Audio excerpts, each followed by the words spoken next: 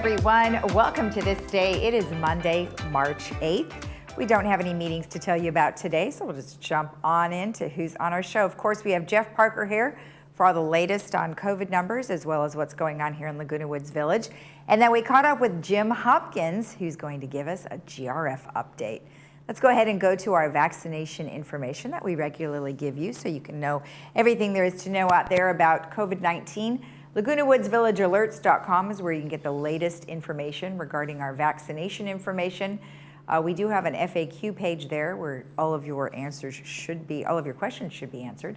Then if you are 65 and over and would like to receive vaccination information and get on the list, in case you have not been able to get it here in the village, go to info@LagunaWoodsVillage.com, send an email with your name, your manor number, and all the pertinent information, and someone will contact you regarding that.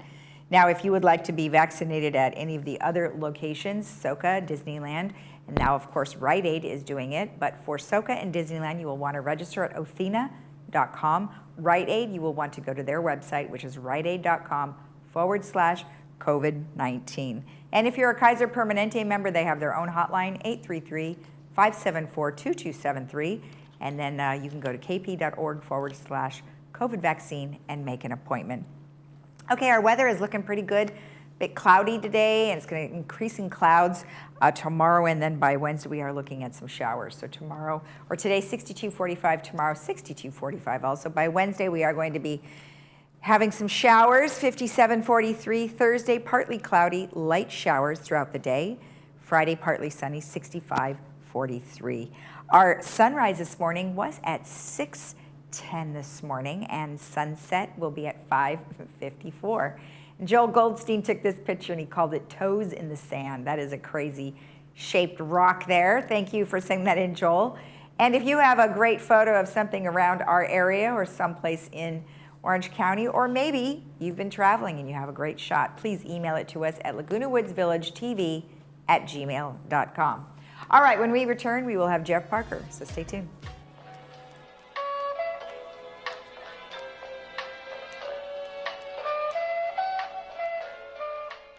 By staying home, the community of Orange County has made a difference. But doing so shouldn't mean putting your own health at risk. Hope wants you to know that safe, quality care is available.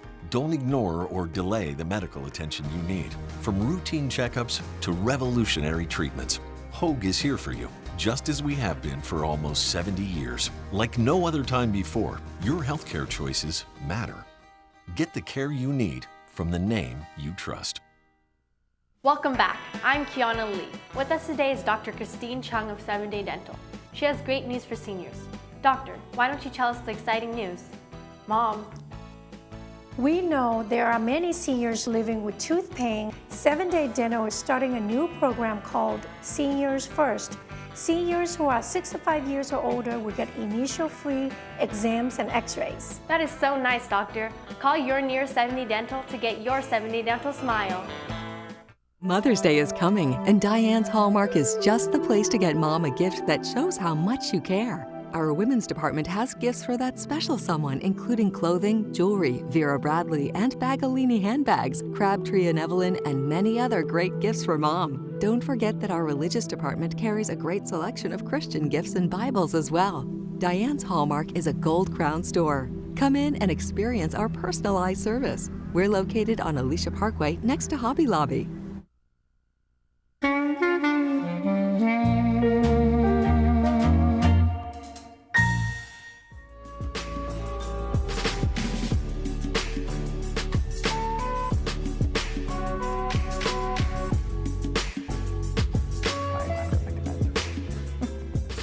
Welcome back live. Jeff Parker here with the Laguna Woods Update. Happy Monday. How are you? Good. Happy Monday to you too.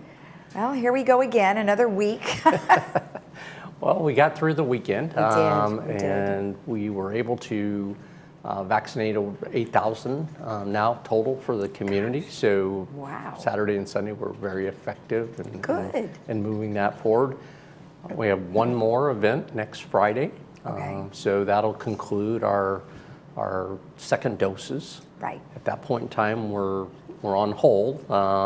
We've asked people, as you've indicated, to go to info@LagunaWoodsVillageTV Laguna Woods Village, the website to give us information.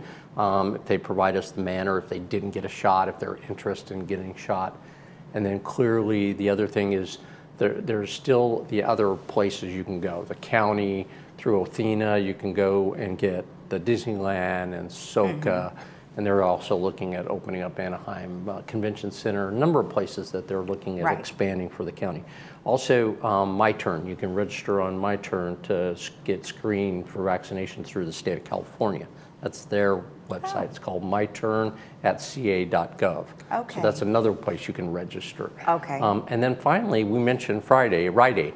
Then you go on riteaid.com /COVID-19, and you can register to get vaccination at Rite Aid. Wow. Which is across the street. So again, 3 options there for those people who decided not to, or for whatever reason were missed out on getting the vaccine. Now down the road, because we don't know what kind of allocation we're going to get in the future, we're talking to Orange County Mental Health and Orange County Health, and also working with Memorial Care, is when the Johnson & Johnson vaccine comes out, maybe looking at the potential of taking our waiting list, see who's still out there that would like to get a vaccine, and go with the single vaccine method, and have maybe one more clinic to address that. Right. Again, the focus here, and by law and by how it's been played out, is this is 65 and over residents. There is no information yet out there with regards to, for our sake of the village here, 55 to 65, which would mean anybody basically under 65. Right. Which will take us all the way down to 18. That's a lot of people that the state's got to vaccinate. And I know the president's trying to roll out as many vaccines as he can to have something accomplished by summertime. We'll see if that works. We'll keep an eye on that. But we're probably looking at April as a time frame for if we are able to do another clinic. Right. Well, I mean, as you can tell by the news, it seems like they're trying to roll it out as quickly as possible. And like you said, with Johnson & Johnson on the way, that could certainly open up lots of possibilities. But like you said, we're all bound by the Orange County Health Department and what the government does, and kind of wait and see type thing. Exactly. Yeah. And then some of the numbers were a little concerning. We've got a few more deaths that we have seen, which is kind of alarming. It was, and that may be accumulation of over the weekend in total, but unfortunately 53 people passed away. Now, there is correlation in all probability with the ICU numbers going down, but you and I were talking about trying to see if we can find out any additional information about how long people are in ICU that are passing away. Are these long-term ICU patients? And then they very well may be, because when you're in ICU, it's not very clear. You look at 53 numbers, you're like, oh my gosh, that is a really high number. And then when you really don't know, I mean, we can assume, like you said, it's probably coming from ICU, because I know in the beginning we were talking about ICU, they're in there for a while. Once you are intubated, you can be in there for like 30 to 60 days. They also noted that, and because you can't just go 53 minus the number that you saw last Friday, is that some people have gone home and have passed away from the perspective that they're out of ICU, they've been released. So it's hard. We're going to see if we can come up with some more identifiable information on that. The hospitalization stayed under 300, so that's good. Again, that includes the ICU case bed. So our bed totals are in good shape. Testing's still going well, almost 9,000 tests and only 110 cases. Yeah, that's low. So, that's great. So that's really good. And what that really means is, again, we're progressing into the red and hopefully the orange. Yes. We'll show that next chart. That hasn't changed from last week. That gets updated basically on a weekly basis. As you know, it says 7-day averages. So we'll get that probably tomorrow. We'll see our new numbers. It's the anticipation, certainly by some of the members of the board, County Board of Supervisors and their staff, that we will go to the red tier on Wednesday as of the results of Tuesday's information. That's a good first step. Certainly that allows for less restrictions on certain things. Number one for us is that pickleball doubles will be included, although we could have done pickleball doubles and started to with a waiver and everything. This doesn't require that process, so that'll make it much easier to get on our website and get Right. registered for the classes. Good. Really, the big one that we're looking at right now is moving towards that third tier, which is that moderate tier. Because when you get into the moderate tier, you're able to then look at your capacity at your facilities better. And so we're now in the process of trying to gear up staffing, address the safety of our employees with regards to how they would interact if we opened up the facilities, how we can keep people using the facilities by appointment only, slotted, so there's a lot of social distancing and the mask requirement still would occur. So all of those things are in the works right now. We're putting a game plan together. I hope to have some official designation probably by next week, which would preclude or be the precursor to us going into the orange category, which would probably be the first or second week of April. Right, I was going to ask you that, yeah. So if we hit our time frame. Right, so let's just assume that the adjusted daily case rate goes down. We move to the red tier. How long do we have to stay in the red tier? It's 3 weeks under the old designation. Now, they may modify that. We'll keep an eye on that. I know that they have talked about in big picture activities like Disneyland and sports like the Dodgers, the Angels, and all those starting April, at the beginning of April, opening that up to a small percentage and allowing that percentage to grow. So again, that is all depending on where Orange County and LA County land. Yeah. We know, based on our numbers, we're definitely headed towards red. Hopefully Tuesday and Wednesday. Okay. And then kick off the next level, which would be that 2 to 3 week period. And we're expecting 3 to weeks based on that standard, that we'll get into that first, second week of April. Okay. With some, hey, yes, you're going to orange. And then that will allow us to have the flexibility of opening up some additional facilities, including making appointments to go into our clubhouses and the community center. That's great. I mean, that's going to be really welcome, for sure. It will. It will take some pressure off our residents who have been much more accustomed to coming in or making an appointment to come in the past, and not having to use the computer all the time. So we do know that will help. And then, of course, with regards to the clubhouses, it's the activities, it's the clubs. Right. It's using Clubhouse 4, which is a very active location. How do we stage that? How do we protect our employees and the residents? And how are we going to put that into operation? Right. Well, when you have to operate at a minimum capacity, then you will have to have maybe a few more employees on board to kind of monitor that, right? I mean, how else would you do it? That's what we're looking at, is what is the monitoring process going to be? Are we going to be able to have volunteers do that? All of those things. Are we going to take temperatures for everybody that's walking in? Those are the kind of things that are the nuances that we have to have in place, though. And we need to know what we want to do to create the most safe environment that we can, and yet have the flexibility of people going in. Okay, great. Good. All right. Well, then we look forward to seeing you on Friday with some really good news. I hope so. I'm hoping that so. by Friday we'll definitely be in the red zone and looking forward to moving towards orange. Absolutely. Well, good. Well, thank you so much, and have a great day. You too. Thank you. All right. And when we come back, we will have Jim Hopkins with the GRF update, so stay tuned.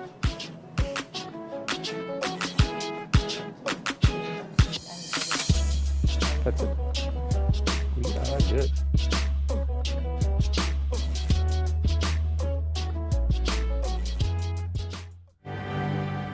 We're a family business. I have my wife, my 2 sons that work in the business with me. So we really actually are a family-run business.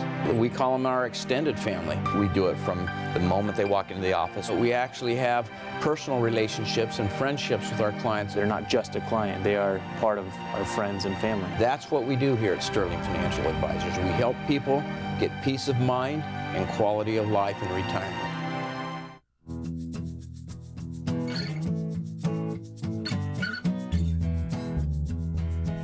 Welcome back. Well, today I am joined by Jim Hopkins, who is here on behalf of GRF. Well, hi, Jim. Thank you so much for joining me. How are you today? I'm doing fine, Lisa, and how are you? Good, good. Well, it's nice to have you on, so thanks for joining us. And I know you have some great board updates that you would like to share with us. Well, yes. One of the things that I think people don't see with the board is how we need to balance the present needs with our with the future. And so, preparing for the future while we maintain the present is very critical to us, and many times people don't see that. Uh, you know, at our stage in life right now, what we found out is that we've gone through the fastest growth in technology in the history of man. We carry as much computer power in our pockets as was available on the fastest supercomputer 10 or 15 years ago. And so every change that happens is happening at a faster pace now. And of course, we seniors are part of that change. And from simple taste to even complex needs. And pickleball is a perfect example. Okay, pickleball started in the 1970s in the country, but didn't become very, very popular here in Laguna Woods until maybe 5 years ago. Well, we had to adapt to that, and so hence you've got pickleball courts now lighted. And so those are the kinds of things that we have to look at on a continuing basis. Clubhouses, for instance, prior to COVID, we started to notice a different use of them. Many clubs were here in Laguna Woods, and so they became much more a part of club meeting places. And so all of these things have to be taken into consideration when we do our future planning. Right, right. Well, and you're right. I mean, and here also we talk about the demand for EV stations too. In fact, that isn't just that is a worldwide situation, especially if manufacturers are going to start making more and more electric cars. So you're right. Adaptation is the key. As we've learned over the last year, we had to adapt to everything going on with the pandemic. So, and we've applauded our seniors in many ways of how well they have adapted, and it kept the numbers very low in Laguna Woods. Yes, I mean, EV, electric vehicles are a perfect example. More and more of us are purchasing them. And in fact, General Motors said that in 10 years, after 2030, they will not be producing any more gas-powered cars. And I'm sure that's the trend for the entire automobile industry. So we're, again, the pace of change is very, very fast. And one of the areas that GRF is exploring on a real-time basis is how we get electricity, specifically for the amenities, the clubhouses that we use, because that's what GRF is responsible for. And right now we've got a committee looking at how we get electricity. And one of the conclusions we've come to is that the investment to get electricity using, let's just say, using our own funds is something we just don't have the funds to invest in. So we've come to the conclusion that we would be able to use something called energy as a service. In other words, the way this would work, and it would be using microgrids. The way this would work is that there would be a solar and battery powered switching station on our property, and it's owned and operated by a third party who sells the electricity to our facilities at a fixed rate back to us. Now, the one vendor we've looked at, and by the way, we're not close to doing a purchase at the moment, but the one vendor that allowed us to be the guinea pigs and do a feasibility study is willing to guarantee us a fixed rate for 25 years.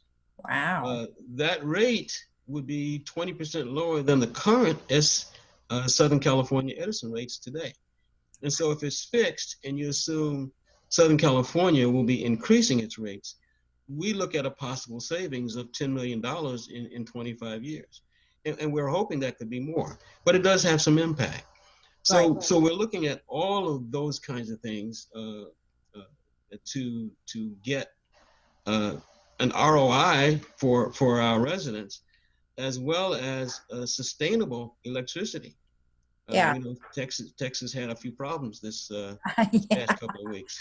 Yeah, serious problem. I mean, you never know when you might have something like that happen, a freeze like that, and it really took them by surprise. Now, when you talk about the solar and battery powered switching station, is that something that would have to physically be built? Yes, but the good news is the third-party vendor would actually build them themselves, Oh, but they would be next to the facility that it's supplying the power to. I And see. so we would have to supply the land, of course, but it would be totally owned and operated by that third party. In other words, we're just buying the energy. It would be energy as a service. It's Right. commonly called EAAS, Yes. energy as a service. So yeah, I mean, and that's the beauty of it. The investment that we would have to make to do that, and of course, we always like to own it rather than buy it. But the investment we would have to make would be far beyond our capacity to finance, and it Oh, just wouldn't make sense to obligate our residents for that sustainable for that period of time. right. That. So does that mean you can't use places like, let's just say, for example, like a solar company that puts those panels on tops of roofs and then you finance it? Is that what you're referring to? That would not be sustainable? Yes, I mean they would still put the panels on roofs and wherever they would fit.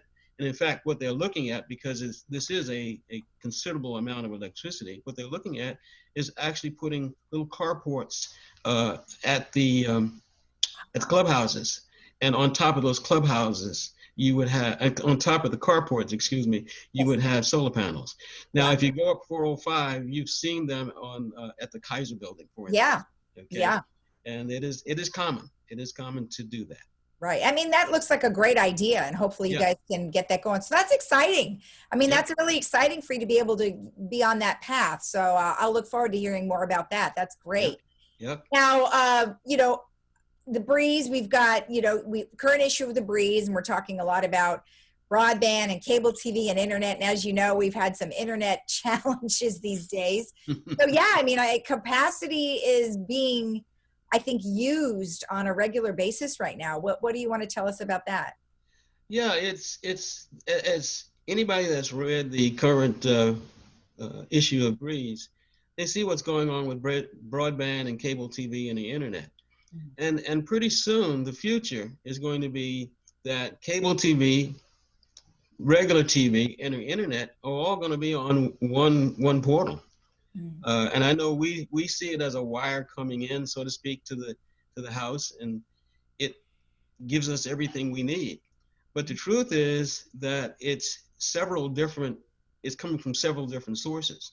At some point, and I don't know what that point is, but in the relatively near future, everything, including the TV we look at, is going to come through the internet portal. That's where the industry is going. And so if you look at our purchasing of internet speed today, and I'm sure that'll have to change, only 25% of the internet that the average citizen let me say it a different way. Only 25% of the citizens or residents here purchase enough internet speed to be able to broadcast for a future position in broadcasting. So it's going to be challenging, not necessarily for the physical preparation that GRF has to do, because I think we know pretty much what that takes. But it's going to be difficult to get the residents to transition from what they've been used to, okay, to going on the internet to get all of their TV programs. The industry will start making adjustments, and of course, we'll have to react to those adjustments. But it's going to be a challenge. And there also might be, as time goes on, more selection, because I think that right now we're looking at monopolies of companies, and not necessarily just here in Laguna Woods Village, but then you look outside, you've got Cox and you have a couple of others, but there's really not very many to choose from. So I think the hope is that there'll be more vendors that will be able to provide us something. But beyond that, like you mentioned, are you going to have to go underground, or, how are you going to do it? That sounds like a big job. It is, and fortunately, the people who laid out our conduits laid out empty conduit so that it's already there to bring very, very fast internet to our homes. No kidding. So yeah, it's amazing. We just did a study. I think I forgot the name of the company that did the study, but we just did a study, and what they discovered was the conduit was there, which we just need to take advantage of it. So it does lessen our investment. It is going to take an investment, but it will lessen our investment. Oh, well, that was smart. Yeah. Go figure that they had that much of a foresight, to do that. So that's awesome. Well, we're trying to have the similar visibility as we go forward. Yeah, well, all really good stuff. I appreciate the update, and I look forward to hearing more. It sounds very exciting. Great. I'm looking forward to the future myself. All right. Well, Jim, thank you so much. It was nice to meet you. Appreciate it. All right. Thank you for having me. You're welcome. Bye-bye. And we'll be right back after this.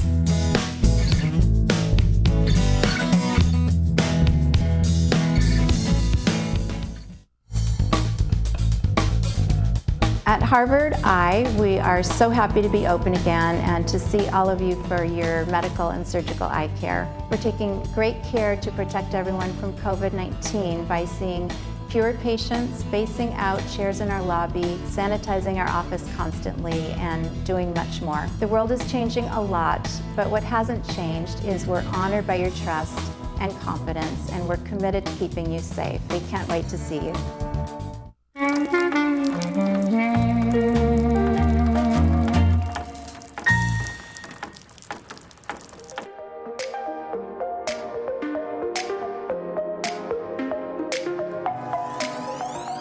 Our movie for today is called Tea with the Dames, and it is a great movie.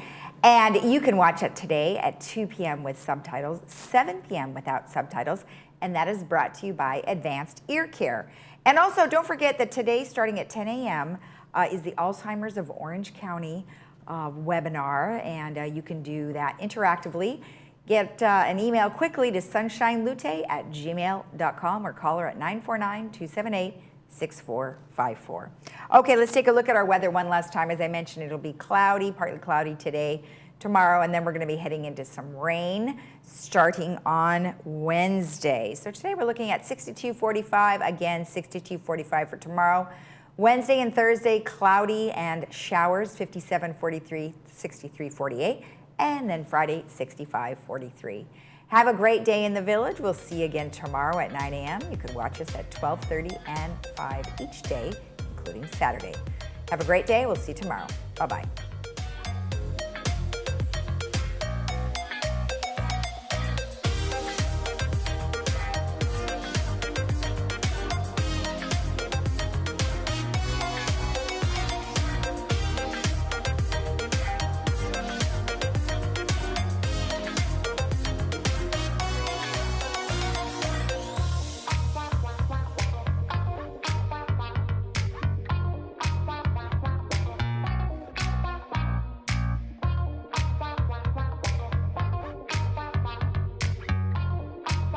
With 2020 behind us, now is the perfect time to take care of all the things that you might not have been able to. Caliber Collision is just up the street from you, and we offer a lifetime warranty on all body and repair work for as long as you own your vehicle. And we offer free pickup and delivery for all our Laguna Woods customers. On or off the road, safety is very important to us, which is why we are following all COVID-19 guidelines. Caliber Collision, restoring the rhythm of your life. In a time of need, it's more important than ever to have caring professionals around you that exemplify kindness, compassion, and empathy. Alethea Home Care is a non-medical, family-owned company aiming to improve and maintain the quality of life for our clients and their families. We work hard to ensure your loved ones are safe and comfortable in a warm and familiar environment. Located right here in Laguna Woods, our services include companionship, light housekeeping, respite care, hospice support, transportation, and so much more. Spoil your loved ones with quality care and call today.